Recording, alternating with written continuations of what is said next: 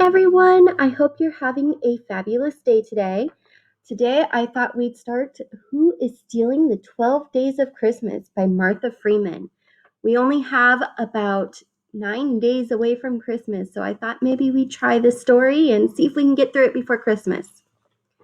Okay, let's start with chapter 1. A goose was the first to go. My cat was the first to notice. It was Friday morning before winter vacation. I was looking out my window to see if maybe it had snowed overnight. One good thing about Pennsylvania winters, sometimes you get lucky and get a snow day. No school. But I didn't see a single flake, only blue sky and the Christmas display in the Lee's yard next door. The Lees are 6 geese a-laying. On the other side are the Pops, 8 maids a-milking. My family is 7 swans a-swimming. This might not necessarily make sense, so I will explain. Every December, the people on our street decorate their yards from the carol, The 12 Days of Christmas. At one end, they're the Ryans, partridge in a pear tree. At the other are the Jensens, 12 lords a-leaping. Really, the partridge is a big rubber ducky painted gold. Glued over the flat ducky beak is a pointy construction paper beak. The pear tree is a dogwood. Then there are the lords. They are flat and jigsawed out of plywood. The 5 golden rings are hula hoops. That's reality. But starting the same Friday night, reality wouldn't matter. That night, almost everybody in the neighborhood would get together at the Jensen's house. Then, Professor Jensen would throw a switch to turn on lights and music. Suddenly, the plywood, the paint, the hula hoops, they would all become Christmas. We live in College Springs. It's pretty small, so the 12-day display is a big deal. It's up through the New Year's, and practically everybody comes to see it. It's such a tradition that when somebody sells one of the 12-day houses, the decorations go with it. It doesn't even matter if the new people celebrate Christmas. Since there was no snow that morning, I went ahead and pulled on a t-shirt and a sweater. Then I saw the t-shirt stripes were in the back and the tag in the front, so I had to start over. I was twisting the sweater over my head for the second time when Lua jumped onto the windowsill. Lua is my cat. The windowsill is where I keep my super macho military mice. Lua swiped his paw to knock down the mice. Then he switched his tail and blurted a morning meow. I thought he meant greetings, Alex. I don't believe you've petted me today. But when I petted him, he didn't purr. Instead, he butted his pink nose against the cold window, and he swished his tail some more. What was he looking at? Lua has checked out all the Christmas displays. His favorites are ours and the Lees because they have big, fat birds. Sometimes Lua curls up in a sunny spot by the window and watches them. I know what he is thinking when he watches. Go on, you tasty birds, move. And the second you do, yeah, Thanksgiving. But why was Lua meowing and swishing on the windowsill now? I looked outside again. This time I saw. No kidding, said Dad when I told him. The Lees are short a goose? I nodded. And it wrecks the whole song, too. I sang, 7 swans a-swimming, 5 geese a-laying, 5 golden rings. Dad cringed. I guess maybe the grown-ups are tired of that song. Point taken, Alex, he said. But who would want a hollow plastic goose? Are you sure it didn't waddle off somewhere? Maybe it's got a nest. Or maybe it flew away, I said. Same as that lord. Last year, a blizzard blew the third lord from the left right out of the Jensen's yard. The next day, Michael Jensen, who is in the 7th grade, and the king of the street, snooped around and found him. He had crashed headfirst into some lady's rose bushes. Dad shook his head. That goose is too fat to fly. I'll call the Lees when I get the dishwasher empty. And I'd better do a beak count on our swans, too.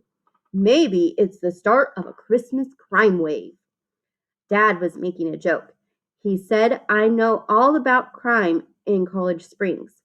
My mom's a police detective. Actually, she's the police detective. There has never been enough crime for the police to hire another one. But the way it turned out, Dad's comment wasn't a joke. It was a prediction. Chapter 2. Every day, Yasmin comes by at 7:45 to pick me up for school. When the doorbell rang, I was zipping my coat and tugging my mittens. Doing both at the same time was a mistake. Doing both at the same one of the mittens got stuck in the zipper. I had to look down to unstick it and my hat fell over my eyes.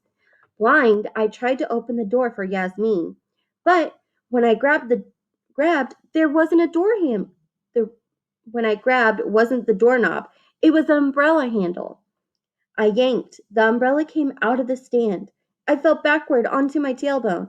Yasmin pushed the door open and found me on the floor, aiming an umbrella at her. Don't shoot, she said. On your side. Good morning, Yazi, my dad called from the kitchen. Good morning, Mr. Parakeet, Yasmin answered. Then she looked down at me. You're in quite a predicament there, bud. I scowled, stood up, put umbrella back, removed mitten from zipper, put coat on. I tried to look cool. I tried to look like someone who has been getting dressed by himself for years and years now. Meanwhile, Yasmin sighed and looked at her watch and sighed again. Okay, ready, I said finally. Backpack? She said. Oh, right. I looked around. What had I done with it? Closet? She said. Oh, right. I opened the closet door. My backpack was on the floor. Yasmin shook her head. Late as usual, she said. We'll have to run for it. And before she even finished her sentence, she had sprinted down the sidewalk. Bye, Dad! I slammed the door and ran after. Catching her was hopeless. Yasmin is the same age as me, but she's tall, skinny, and fast. Luckily, I knew she would stop and wait at the corner. It's the same every morning, except I don't necessarily fall on my tailbone every morning. Yasmin's last name is Pop. Her family is 8 maids and milking next door. She has a little brother, Jeremiah. Even though she gets stuck babysitting him a lot, she says it's good she has him because only children, like me, are egotistical. I should get mad when she says this kind of stuff, but usually I am too busy trying to translate. She has this giant vocabulary, which is not her fault. Her father is an English professor at the college. Her mother is a librarian. They are nice, but very strict. Like Yasmin and Jeremiah have to be in bed by 8:30, even on the weekends. And they have to make their beds before they go to school. Yasmin can be a royal pain. Like she thinks she is saving my life when she comes by to pick me up. She claims if she doesn't, I will get lost and end up dying in the desert of dehydration, which means thirst. One time, I pointed out that there are no deserts in the middle of Pennsylvania. Out beyond Walmart are only soybean fields and cornfields and cows. Beyond that is woods. Of course, then Yasmin had to go and remind me about the time she was sick and stayed home. Walking by myself, I didn't pay attention and turned the wrong way at the light. I walked a long way before I started wondering if the school had moved, and nobody told me. Finally, Officer Crickles spotted me and told me to school in the and took me to school in the patrol car, which was just the tiniest amount embarrassing. I missed the flag salute and the lunch count, but I never got lost in any desert, I told Yasmin. Did you have a canteen with you? Yasmin said. A compass? Matches? A flare to signal low-flying rescue planes? No, but you would have died of dehydration, she said. Desert or not. Even though she is like this, Yasmin is my best friend, who happens to be a girl. What is good about her is that she is brave and smart and strong. Also, like I said, fast. And even though she teases me and bosses me, she likes me too. Assuming you turn the right way, it is only 4 blocks. She likes me too. Assuming you turn the right way, it is only 4 blocks to College Springs School. A street Chickadee Court is a dead end. That's the first block.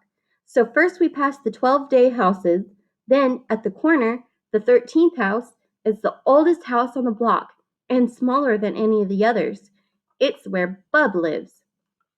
Maybe in your town it's different, but in College Springs, kids don't have to work hard on the last day before winter vacation. We had our Friday spelling quiz, same as usual. We went out to recess and threw snowballs. We had lunch. We got in our math groups. I had finished a multiplication worksheet and was coloring the puzzle when Russell leaned over. Russell loves to blab. He is always getting in trouble. Are you coming to my party? He whispered. I told you already I am, I said. It's gonna be great, he said. Mice everywhere. Millions of mice. Too bad we can't take 'em home, I said. Russell's birthday party was Sunday afternoon at the toy store downtown. Mega menagerie. It was a mouse party, of course. That's what everybody wants this year. I get to have 10 kids and peppermint ice cream cake, Russell said. You told me already, I said. And Mom even let Graham ask somebody. My little brother is so spoiled. I was never that spoiled when I was 5. I looked over at Mrs. Contis to see what she was doing. Mrs. Contis looked up at the same time and smiled. Shh, I whispered at Russell, and I nodded toward Miss Contis. But Russell didn't shh. Graham asked Billy Jensen, he said. Of course, the two of them get along. Billy Jensen is spoiled too. Russell, I whispered. What? Your party will be great, so be quiet, okay? Russell finally got the message. I went back to coloring. The door to the classroom opened and 3 moms walked in, all carrying trays of food. It was time for the class party. Yes! My mom was one of the 3, the only one wearing a black police uniform. It has cool stuff like handcuffs hanging from the belt. When they saw her, the other kids in my class nudged each other, and Russell pointed at her gun. This always happens. Sometimes it makes me proud, and sometimes it makes me embarrassed. Hi, honey. Mom came over and knelt next to my desk. I'm really sorry, she said quietly, but I can't stay for the whole party. Something's happened, and I have to go back to work. Russell overheard. His eyes got big. Something bad? Like a murder? He asked. Not quite that bad, Mom said. But she didn't smile or say no big deal. This was pretty unusual. Most of Mom's cases are missing wallets, cars, and bikes. A lot of times they are lost, not stolen. Mom says it's a good thing people in College Springs are so absent-minded. Otherwise, she wouldn't have a job. There was no point asking her questions now, not in front of so many blabbermouths. I figured I would wait and ask her after school. But when I got home, feeling all sloshy with cookies and punch, Mom was still at work. And there was another surprise. Lua was gone. Chapter 3. My cat Lua was born on the same day as me. Here is what happened. My mom was drinking tea in the kitchen. I was inside her belly. She heard a horrible howl. It must have startled both of us because she felt the kind of pain that means the baby wants out. My dad had to pack her off to the hospital quick. No time to see what was howling. But later, when I got done being born, Dad solved the mystery. In a half-open drawer in our mudroom was a stray cat licking one sticky kitten. My mom named the kitten Lua, and now Lua was missing. I let him out this morning, Dad said. I thought he was making his rounds, but he didn't come back for supper. It's not like Lua to miss a meal. Dad put a glass of milk on a plate of Oreos on the kitchen counter for my snack. In my belly, the punch and cookies gurgled. Would you mind having a look around for him? Dad asked me. I wondered where Lua was too, but I wasn't worried. Lua is one of those big-shouldered, muscly cats. He looks sweet curled up on the sofa, but in his heart, he is a tiger. If you don't believe me, I'll bring over the mole guts that prove it. I'm supposed to take my mice over to Ari's, I said. He got the news one of He got the newest one for Hanukkah. It's a Mongol warrior from the 13th century, Genghis Mouse. You should see his weapons, battle axes, and scimitars. They are awesome. Dad shook his head. Sometimes I think the Jensens are right, he said. What about the Jensens? I took a sip of milk. They won't let Michael and Billy have war toys, Dad said. You're kidding, I said. Not even mice? Not even. I couldn't believe it. Michael Jensen didn't own one single mouse? Did that mean he wasn't so cool after all? I remembered something else, too. Last summer, practically everybody got water bazookas, but not Michael and Billy. I never thought about it then, but now I understood. Gee, that's mean, I said.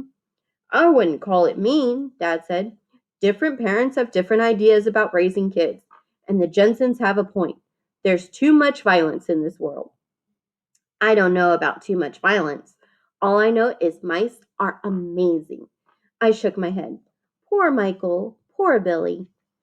Because he might have been living with no TV on Planet Squelch, I will explain about super macho military mice.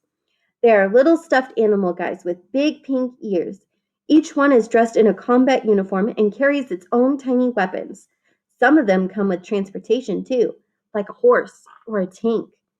Kids wait in line whenever a new mouse comes out. Around Christmas and Hanukkah, grandparents get into fistfights trying to buy the last one. You can look for Lua on your way to Ari's, Dad said. I'm bad at finding things, I said. True, Dad said, but you might get lucky. Besides, Lua's tough. Maybe he caught his own supper. Kitty fast food, Dad said. Not fast enough, I said. If he caught it, Dad laughed. Good one. I went upstairs thinking how I liked hearing my dad laugh. He didn't used to so much. Either he was tired or he wasn't around. Till last year, he worked 24/7 at his new company that made some kind of software. He and Mom talked all the time about how we were going to be rich, richer than the Jensens, and they have the biggest house on our street and take ski vacations every year. Rich sounded good to me, but with Dad working so much and Mom's weird detective hours, I spent a lot of time with babysitters and at after school clubs. Then things changed. I don't know how precisely what happened, but one afternoon Dad came home and told us he had quit. Now he calls himself a house husband. We don't have people come to clean for us anymore. We don't go out to dinner. We don't talk about getting rich. Sometimes having Dad around so much can be a pain, like now when he's telling me to look for my cat. Or when I tell somebody my dad does the laundry and the somebody looks at me funny. But mostly, I like having him home. I took my 6 mice off the windowsill and put them in my backpack. Some kids have a zillion, the lucky pups. I thought again about Michael and Billy and how they didn't have any. I guess it was possible to be cool if you didn't own mice. I mean, if it wasn't your fault, Michael and Billy can't help it if their parents have messed up ideas. Anyway, I have only 6 mice because I have to buy them with my own money. I was hoping to get more for Christmas. The one I really wanted was Ulysses S. Mouse. The company doesn't make him anymore, but he's practically impossible to find. Before I ran downstairs, I looked out my window. Still, 5 geese by the door.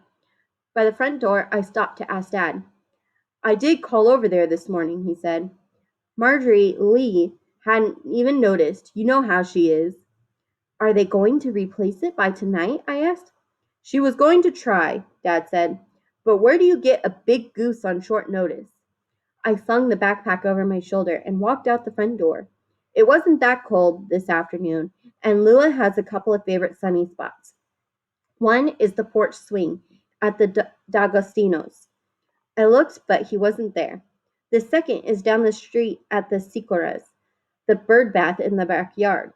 The Sicoras are never home, so I cut back beside their house and looked over the fence. Nope, nothing in the bird bath either. Where can he be? I thought. Maybe I should call Dad when I get to Ari's and report. I passed the Ryans' house and was rounding the corner at Bub's when something in his window caught my eye. Bub's curtains are almost always closed. You can make out the flicker of the TV set behind them.